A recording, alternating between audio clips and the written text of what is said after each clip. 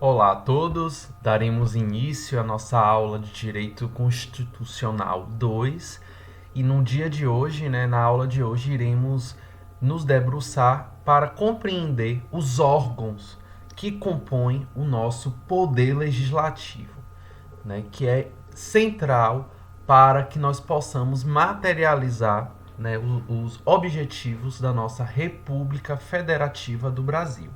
Aliás, nas repúblicas de modo geral, existe uma repartição dos poderes que devem conviver de forma autônoma, mas ao mesmo tempo com a harmonia. Aliás, são poderes que são autônomos e que devem se relacionar de forma harmônica para justamente alcançar os propósitos, da república ou do Estado, porque nem todo Estado está organizado mediante a República, mas o Estado-nação ele precisa, estar organizado justamente para alcançar aquelas razões pela qual ele foi criado.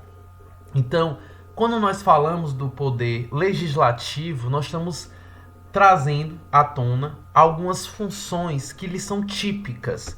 Quais são elas? O poder legislativo no Brasil ele tem como atribuição produção das leis ou daquelas normas de caráter abstrato e genérico, nem todas as normas são decorrentes das leis, mas de modo geral, tem o poder de legislar, fiscalizar, e controlar. Fiscalizar e controlar quem? A si próprio, mas também outros poderes, seja o executivo, seja o judiciário. Mas também, essas são as funções típicas pela qual foi criado.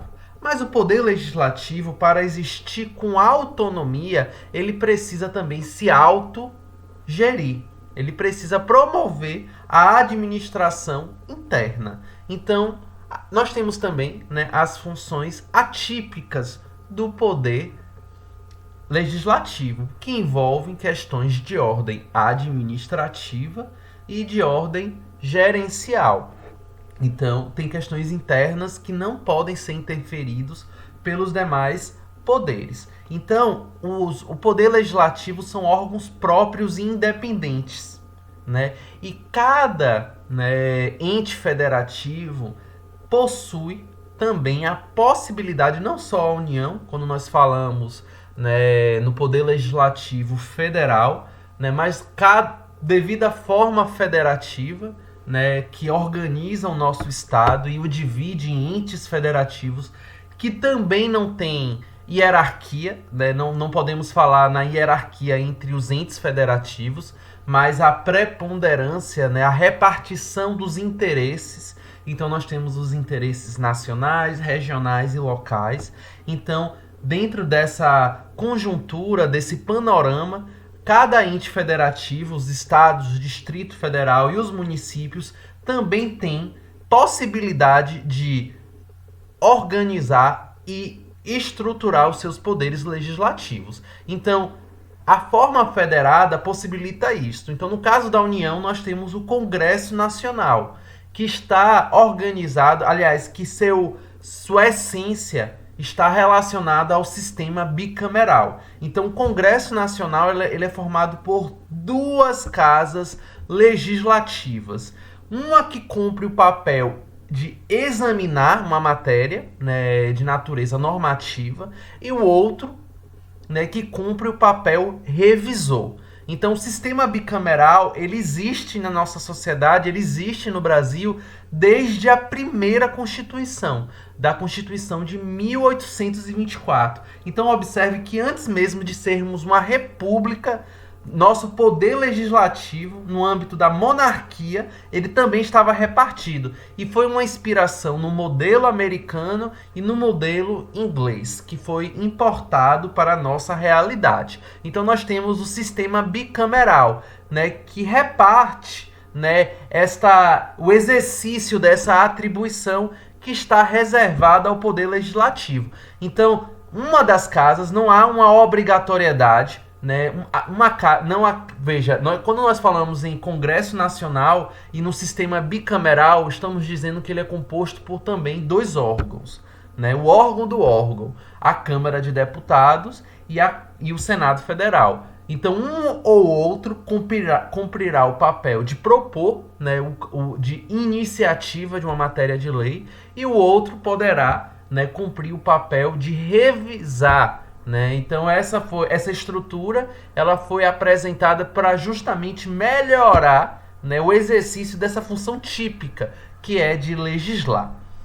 Só que nos estados, no Distrito Federal e nos municípios, nós não temos um sistema bicameral. Nós temos um sistema unicameral, em que ele é composto por uma única casa legislativa. Então nós temos as assembleias legislativas, nós temos a Câmara Legislativa, no caso do Distrito Federal, e nos municípios, né, que exerce as relações mais próximas da nossa realidade, nós temos as câmaras de vereadores. Então, quando a gente fala, né, nesses órgãos do poder legislativo, entendendo a sua dimensão espalhada, aliás, dispersa no nosso território, né, por conta da forma federada que nós adotamos, quando a gente adentra na composição do Congresso Nacional, nós, como eu já falei, nos deparamos com a Câmara de Deputados, né, que é composto por 513 deputados,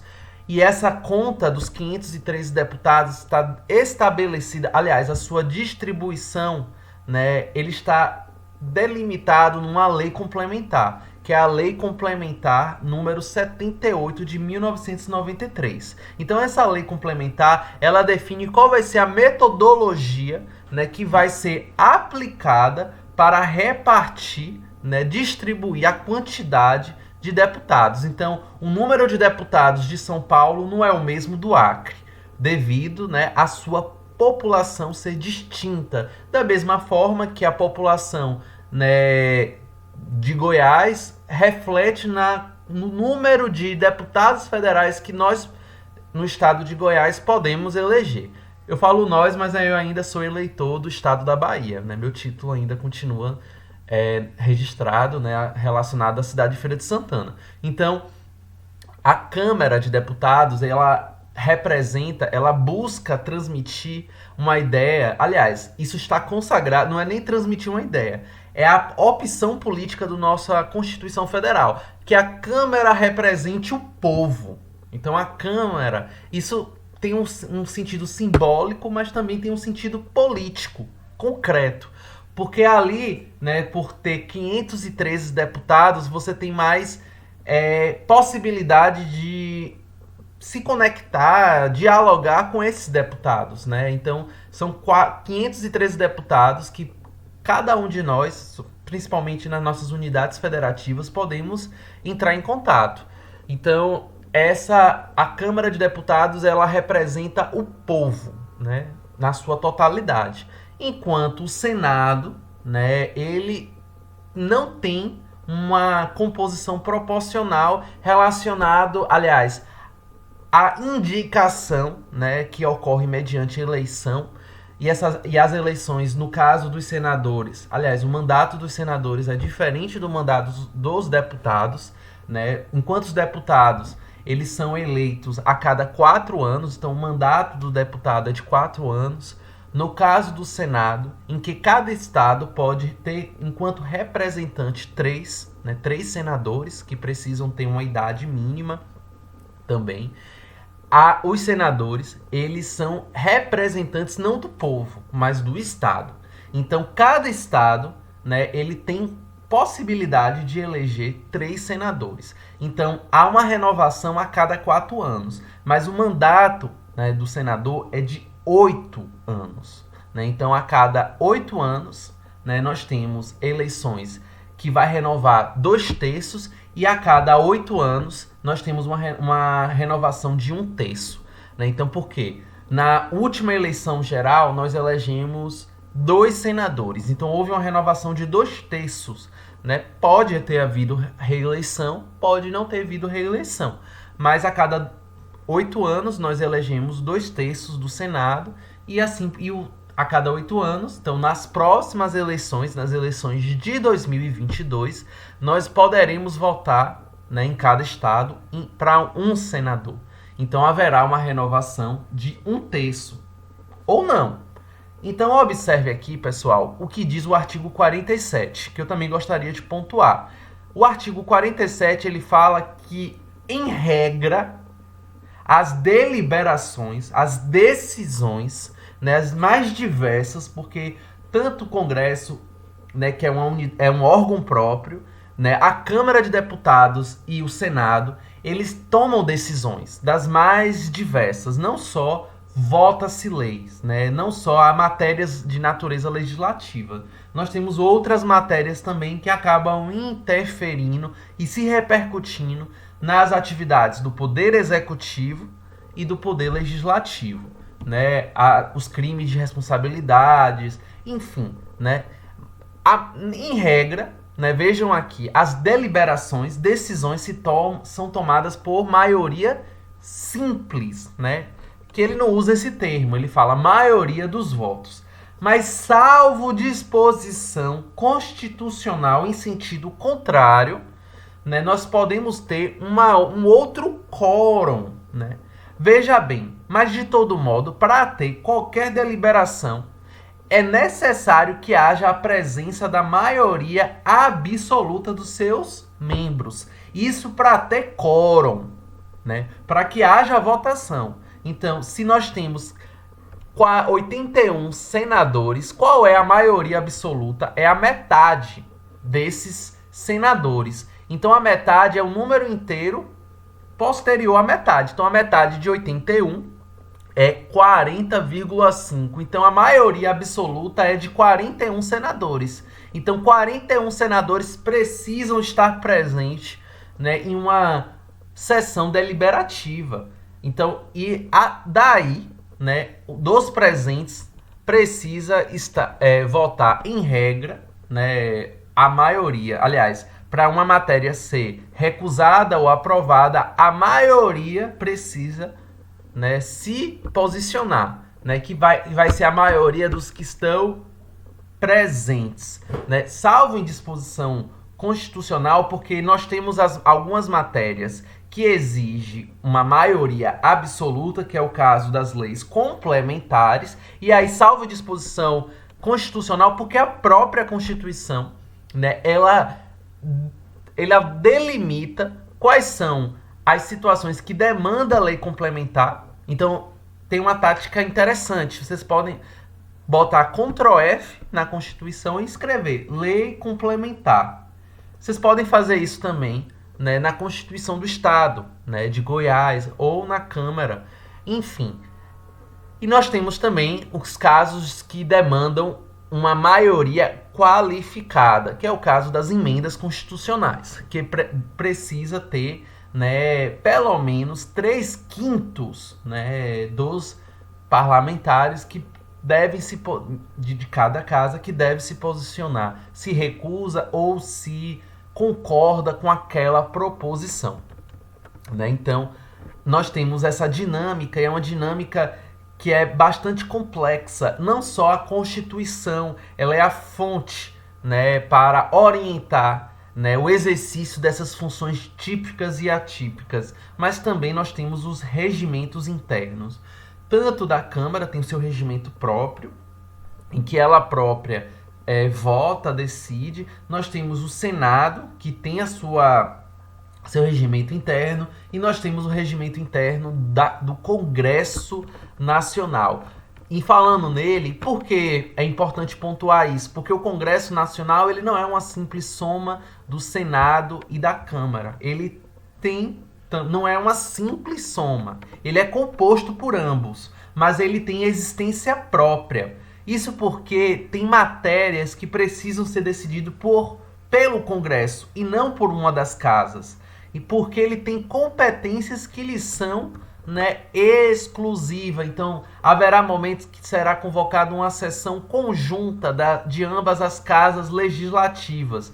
Então, aqui eu trouxe alguns Alguns exemplos não. Eu trouxe para vocês o que diz a Constituição, né? Então nós temos no artigo 49, né, quais são as matérias que são de competência exclusiva do Congresso Nacional. Então, autorizar o presidente a declarar guerra, celebrar paz, permitir que forças estrangeiras transitem pelo território nacional, nele permaneçam temporariamente, né, ressalvados casos de lei complementar. Vejam bem aqui, né, mais uma vez, a Constituição ela opta o que é lei simples, ordinária, e o que é uma lei complementar.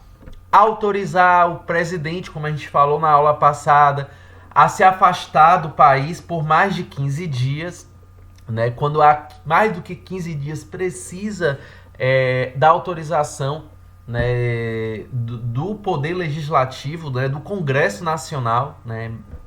Importante pontuar isso. Aprovar estado de defesa, intervenção federal, estado de sítio ou qualquer outras medidas que envolvam o estado de exceção, né, ou o sistema de crises, né, sustar atos normativos do Poder Executivo que exorbitem o seu poder regulamentar ou os limites da delegação legislativa, porque quando a gente fala em funções típicas, a função típica do Poder Executivo é o quê? Administração pública.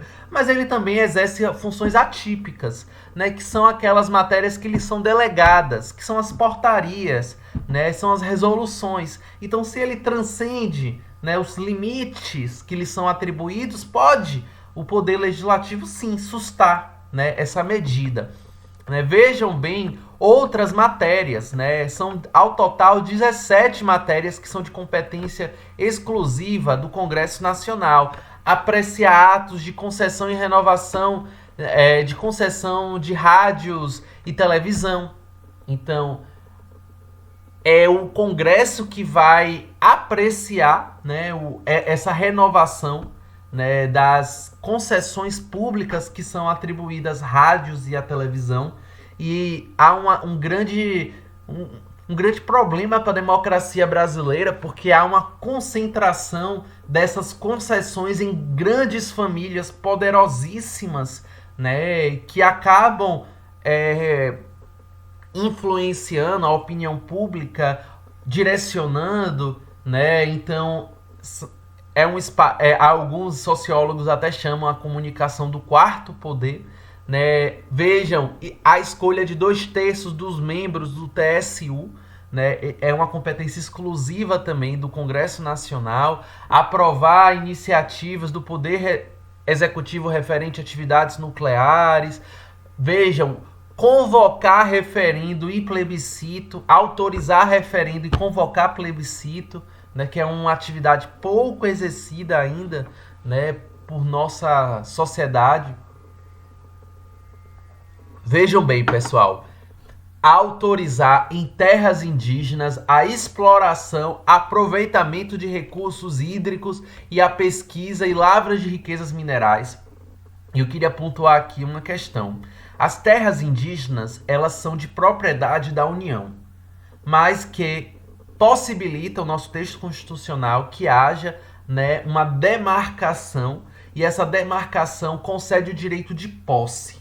Então, as terras, os povos indígenas ainda estão em uma situação de permanente tutela, né? Seja porque depende, né, de ato do Poder Executivo a demarcação, seja que a autorização, né, ela depende, veja, a exploração de atividades mineradoras, elas precisam da autorização do Congresso Nacional. Mas eu queria pontuar que o nosso ordenamento jurídico, ele recepcionou a Convenção 169 da OIT.